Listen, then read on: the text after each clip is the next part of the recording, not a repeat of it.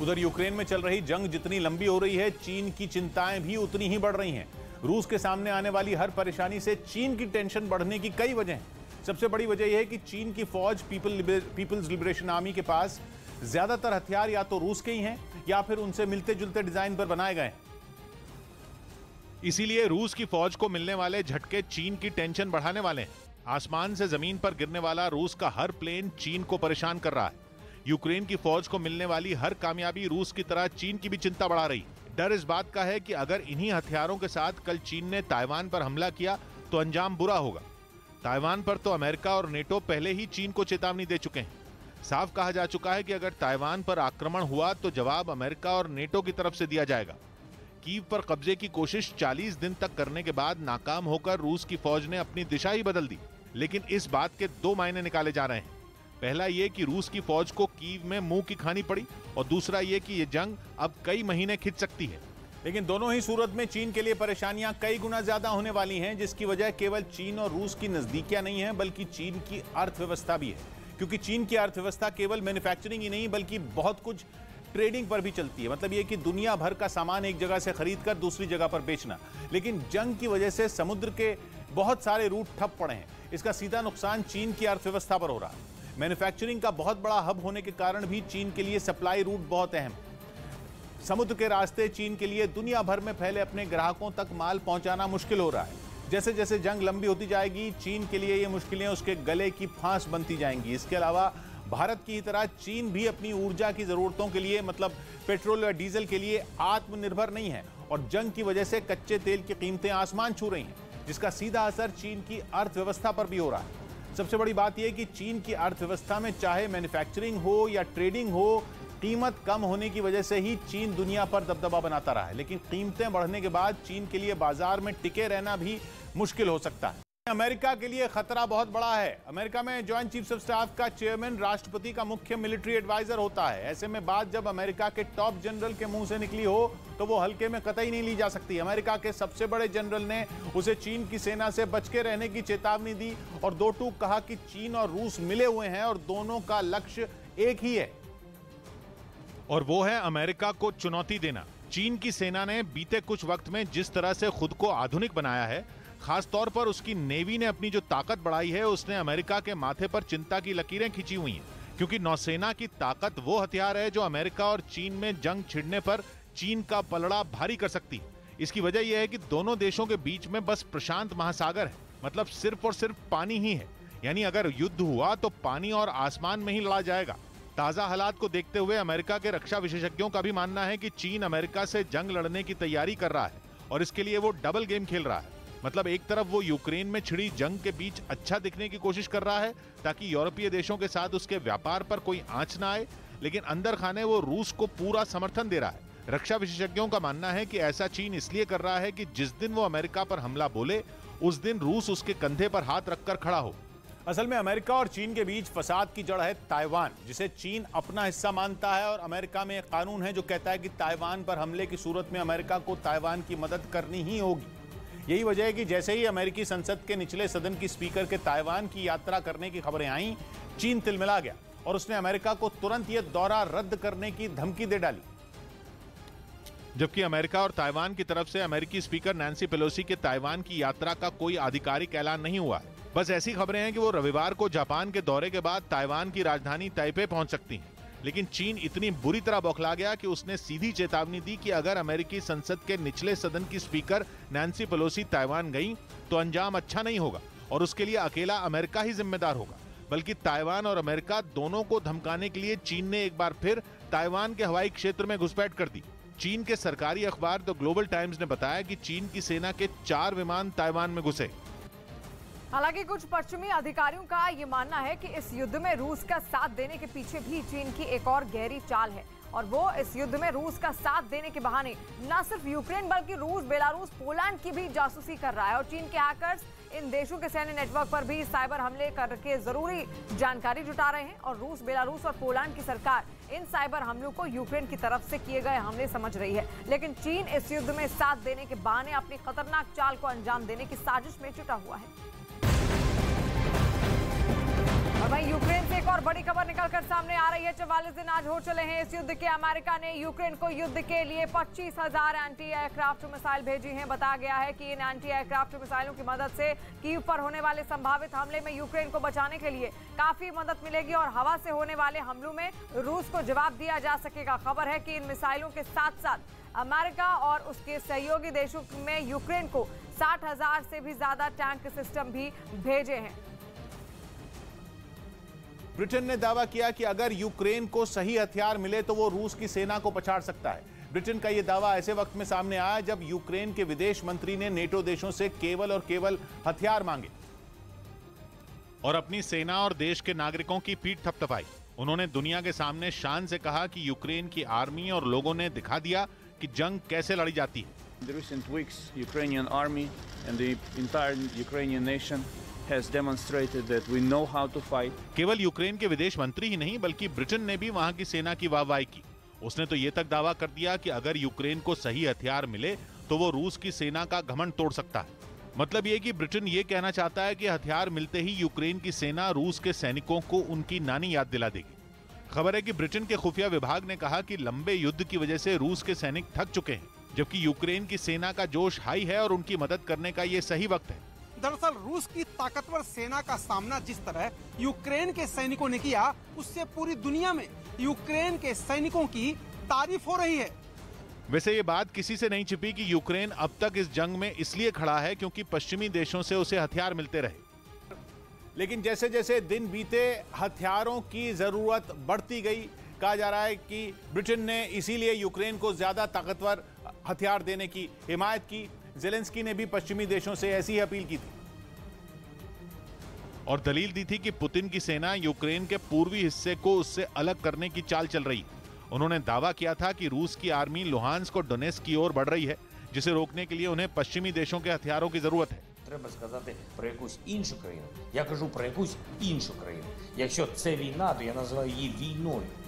बुचा नरसंहार के बाद यूक्रेन ने बार बार ये कहा कि रूस की सेना वहां के दूसरे शहरों में भी मौत का वैसा ही खेल खेलना चाहती है। ज़ेलेंस्की के लुहांस्क और डोनेत्स्क से जुड़े बयान को इसी से जोड़कर देखा जा रहा है और कहा जा रहा है कि उन्हें डर है कि कहीं वहां भी लोगों का वही हाल ना हो। कहा जा रहा है कि रूस ने यूक्रेन में अपनी प्लानिंग थोड़ी बदली है और अब उसका पूरा फोकस पूर्वी इलाके पर है। खुद ज़ेलेंस्की ने दावा किया कि रूस यूक्रेन के लुहांस्क और डोनेत्स्क इलाके पर नए सिरे से हमले की तैयारी कर रहा है। पूर्वी यूक्रेन में रूस की भाषा बोलने वालों की आबादी ज्यादा है और वहां रूस के समर्थक अलगाववादी बरसों से यूक्रेन का विरोध करते रहे हैं। खबर है कि इस विद्रोह की वजह से 2014 के बाद से वहां करीब 14,000 लोगों की मौत हो चुकी है।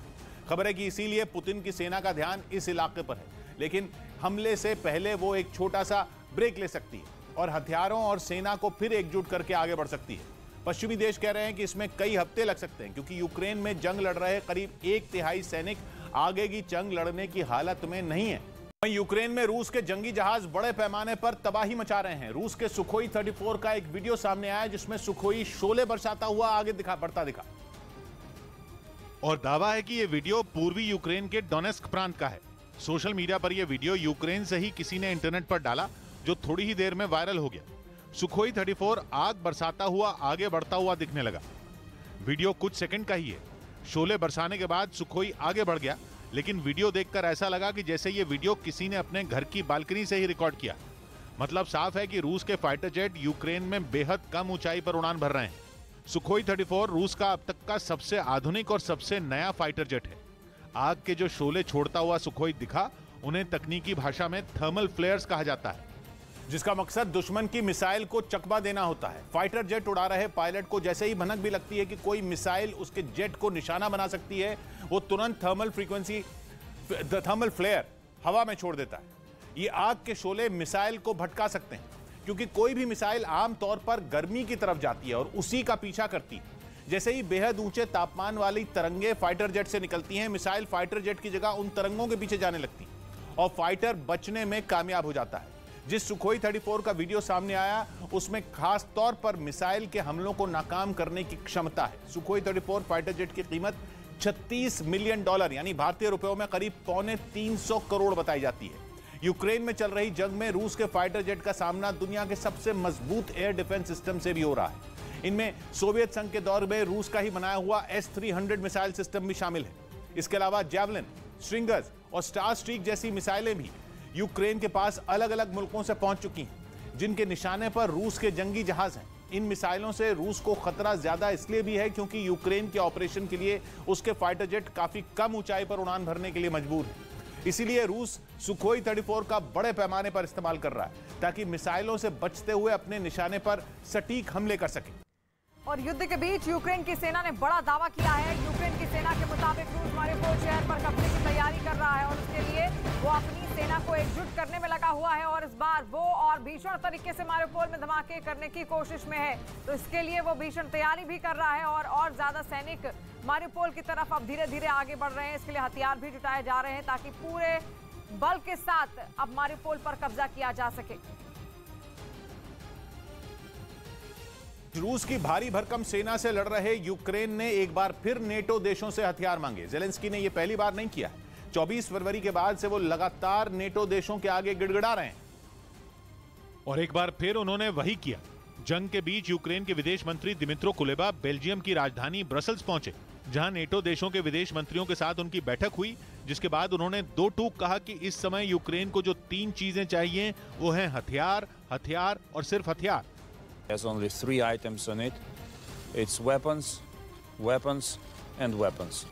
अमेरिका और यूरोप के देशों से यूक्रेन को लगातार मदद मिल रही है, लेकिन यूक्रेन के विदेश मंत्री की बात सुनकर लगा कि वो मदद ऊंट के मुंह में जीरे जितनी है। मतलब ये कि रूस के हथियारों के सामने यूक्रेन के हथियार वैसे ही हैं जैसे हाथी के सामने चींटी। यही वजह रही कि दिमित्रो ने नेटो देशों के सामने साफ साफ बोला कि जितने ज्यादा हथियार होंगे उतने लोगों की जान बचेगी। The more weapons we get and the sooner they arrive in Ukraine, the more human lives will be saved. Zelensky इससे पहले भी हथियारों के लिए नेटो देशों के आगे झोली फैला चुके हैं। वो अलग बात है कि उन्होंने बीच बीच में नेटो देशों को ये कहकर लताड़ा था कि वो रूस से डरते हैं, क्योंकि यूक्रेन जंग की जड़ ही नेटो है, जिसमें शामिल होने के लालच में ज़ेलेंस्की ने पुतिन जैसे ताकतवर इंसान से झगड़ा मोल ले लिया और यूक्रेन युद्ध की आग में जल उठा। 24 फरवरी को जब पुतिन ने यूक्रेन पर आसमान से आग बरसानी शुरू की थी तो ना अमेरिका ने और ना ही नेटो देशों में किसी ने अपनी सेना भेजी थी। और तब से अब तक यूक्रेन के सैनिक खुद ही रूस की सेना से लड़ रहे हैं। ज़ेलेंस्की की जबान ये कह कहकर छिल गई कि पश्चिमी देश यूक्रेन को नो फ्लाई जोन घोषित कर दें, लेकिन बाइडेन और नेटो के कान पर जूं तक नहीं रहेंगी। जिसके बाद यूक्रेन ने अपनी रणनीति थोड़ी बदल दी और अब वो दूसरे देशों से ये कहकर हथियार मांग रहा है उनसे वो शांति की स्थापना करेगा। But today weapons serve the purpose of peace. लेकिन नेटो देशों ने फूंक फूंक कर कदम रखा। विश्व युद्ध या यूं कहे कि परमाणु युद्ध की आशंका से सहमे नेटो ने एक बार फिर सेफ गेम खेला।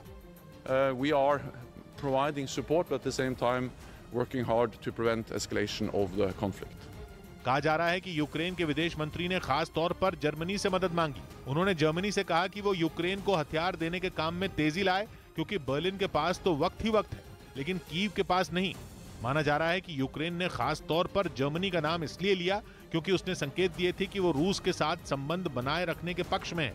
और कहा जा रहा है इस बात में उसका साथ फ्रांस और तुर्की भी दे रहे हैं। न्यूयॉर्क टाइम्स की रिपोर्ट में दावा किया गया कि रूस के मुद्दे पर नेटो देश 2 हिस्सों में बंट चुके हैं, जिनमें एक तरफ है यूक्रेन के पड़ोसी देश पोलैंड और बाल्टिक देश, जो चाहते हैं कि रूस से हर तरह का संपर्क खत्म कर दिया जाए और पुतिन को उनके घुटनों पर लाया जाए। लेकिन कहा जा रहा है कि जर्मनी ऐसा नहीं करना चाहता। माना जा रहा है कि ऐसा इसलिए है क्योंकि जर्मनी को 55% नेचुरल गैस रूस से मिलती है। इसके अलावा उसे 35% कच्चा तेल और 45% कोयला भी रूस से ही मिलता है। खबर है कि जर्मनी के अलावा फ्रांस और तुर्की भी रूस से लेन देन करते रहने के पक्ष में। जंग में रूस के खिलाफ खड़ा अमेरिका यूक्रेन के सैनिकों को खतरनाक आत्मघाती ड्रोन उड़ाने की ट्रेनिंग देगा। स्विच ब्लेड ड्रोन नाम के ये वो ड्रोन हैं जिन्हें अमेरिका ने यूक्रेन को दिया है। और अब अमेरिका उसके सैनिकों को इस खतरनाक ड्रोन को उड़ाना भी सिखाएगा। अमेरिका के रक्षा मंत्रालय पेंटागन के प्रवक्ता जॉन किर्बी के मुताबिक जंग शुरू होने से पहले से ही यूक्रेन के कुछ सैनिक अमेरिका में हैं और उन्हीं सैनिकों को स्विच ब्लेड ड्रोन उड़ाने की ट्रेनिंग दी जाएगी, ताकि यूक्रेन जाकर वो वहां के सैनिकों को उसे उड़ाना सिखा पाएं। क्योंकि बेहद आधुनिक ये ड्रोन रिमोट की मदद से कंट्रोल किए जाते हैं, जिसके लिए खास ट्रेनिंग की जरूरत होती है। और अमेरिका ने ऐसे ही 100 ड्रोन यूक्रेन की मदद के लिए वहां भेजे हैं। इस ड्रोन की खासियत यह है कि यह मीलों दूर से दुश्मन के टैंकों और तोपखानों को पहचान सकता है और पलक झपकते ही दुश्मन के बड़े बड़े टैंकों को स्वाहा कर सकता है। स्विच ब्लेड ड्रोन एक रोबोटिक स्मार्ट बम है जिसे कामिकाजे ड्रोन भी कहते हैं। कामिकाजे का मतलब होता है आत्मघाती। इसीलिए इसका इस्तेमाल सिर्फ एक बार होता है। ये पहले ड्रोन की तरह हवा में उड़कर अपना टारगेट ढूंढते हैं और फिर उन पर गिरकर उन्हें तबाह कर देते हैं। अमेरिका के स्विच ब्लेड ड्रोन में कैमरे, गाइडेंस सिस्टम और घातक हथियार होते हैं। ये हवा में उड़ते समय ही पता लगा लेते हैं कि कोई भी टैंक या बख्तरबंद वाहन कहाँ है, और रिमोट से चलने वाला ये ड्रोन इतना सटीक निशाना लगाता है कि पलक झपकते ही टैंक को तबाह कर देता है। मतलब अगर इसे बम और ड्रोन का कॉम्बिनेशन कहा जाए तो गलत नहीं होगा। और इसीलिए स्विच ब्लेड ड्रोन बेहद ही खतरनाक हथियार माना जाता है, जिसे कई किलोमीटर दूर बैठकर भी आसानी से कंट्रोल किया जा सकता है। जंग में दुश्मनों के छक्के छुड़ा देने वाले ये ड्रोन दो तरह के होते हैं। पहला है करीब 25 किलो वजन वाला स्विच ब्लेड 600, जो हवा में 40 मिनट तक उड़ान भर सकता है।